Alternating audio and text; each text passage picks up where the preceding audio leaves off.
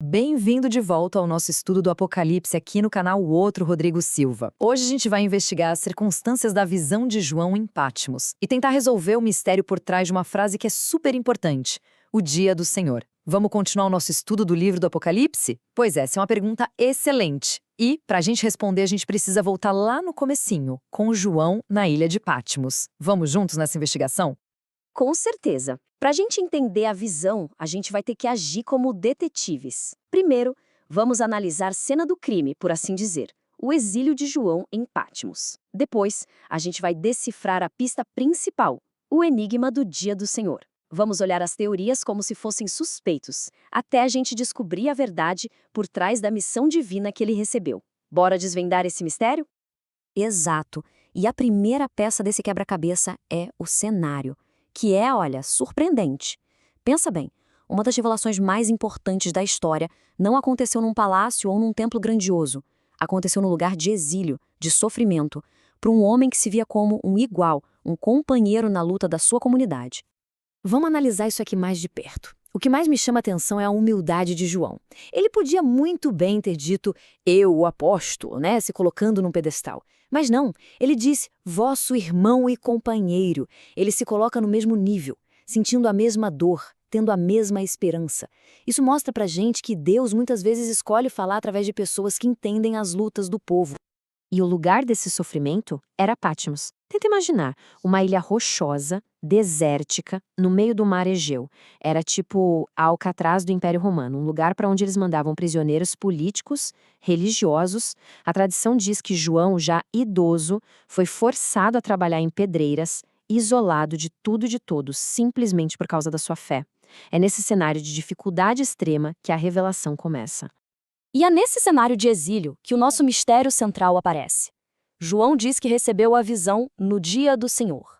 Em grego, rekuriake remera. Parece simples, não é? Mas aqui está o detalhe que intriga estudiosos há séculos. Essa frase exata só aparece uma única vez em toda a Bíblia, justamente aqui. Exatamente.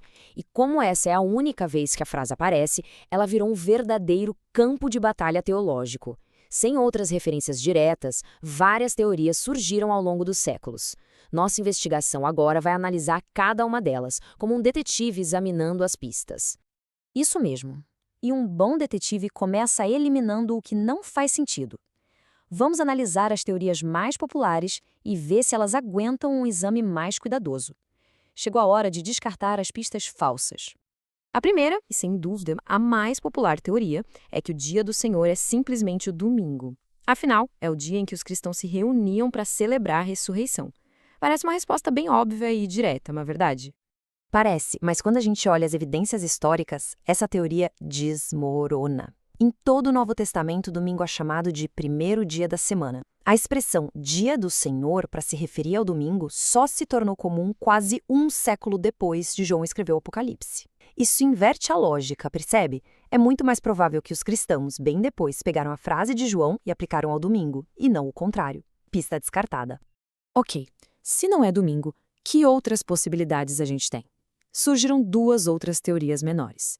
Alguns sugerem que poderia ser o domingo de Páscoa, e outros, de forma bem surpreendente, levantam a hipótese de ser um dia dedicado ao culto do imperador romano, que também exigia ser chamado de Senhor ou Kyrios. E essas duas teorias são descartadas mais rápido ainda. A da Páscoa tem o mesmo problema do domingo. As evidências são muito posteriores. Já a ideia do dia do imperador é simplesmente impensável. Vamos pensar com lógica. João foi exilado pelo imperador Domiciano justamente por se recusar a adorá-lo. Seria um contrassenso absurdo ele usar um título de honra ao seu opressor no início de uma revelação sobre a vitória de Deus? Não faz o menor sentido. Com as pistas falsas fora do caminho, a nossa investigação se afunila. Agora, temos dois suspeitos principais. E ambos têm um álibi muito forte, com raízes profundas na própria Bíblia. O sábado do sétimo dia e o profético dia do Senhor do fim dos tempos. Vamos analisar o primeiro suspeito, o sábado. A evidência aqui é muito forte. Lá no Antigo Testamento, o próprio Deus chama o sábado de meu santo dia. E o próprio Jesus se declara o Senhor do sábado. Para João, que era judeu, chamar o sábado de dia do Senhor seria uma conexão bíblica muito natural e direta. Parece um caso encerrado, né? Parece. Mas o segundo suspeito é igualmente poderoso. O dia do Senhor como evento profético. Essa expressão é usada por todos os profetas para falar do fim dos tempos, do juízo final. E o livro do Apocalipse é inteirinho sobre isso. Além do mais, o texto diz que João estava no Espírito, o que sugere que ele foi transportado em visão para um tempo simbólico, e não apenas um dia da semana. E aí, qual dos dois é o correto? Então, a gente tem dois suspeitos com álibis quase perfeitos. É um beco sem saída? Talvez não. E se a solução para esse mistério não for escolher um ou outro? E se a genialidade do texto estiver justamente em não nos forçar a essa escolha? E é exatamente aqui que a gente chega ao clímax da nossa investigação. A análise do texto sugere algo brilhante. João, de forma genial, não está nos dando uma escolha, ele está nos mostrando uma conexão. A solução não é ou um ou outro, mas sim os dois juntos.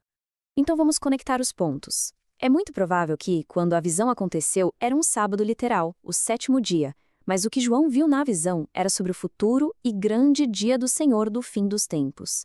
E por que isso é tão genial? Porque o próprio sábado já era um símbolo do descanso final e da libertação que Deus promete. O dia em que ele recebeu a visão era um mini símbolo do tema da visão. É uma conexão poética e teológica perfeita.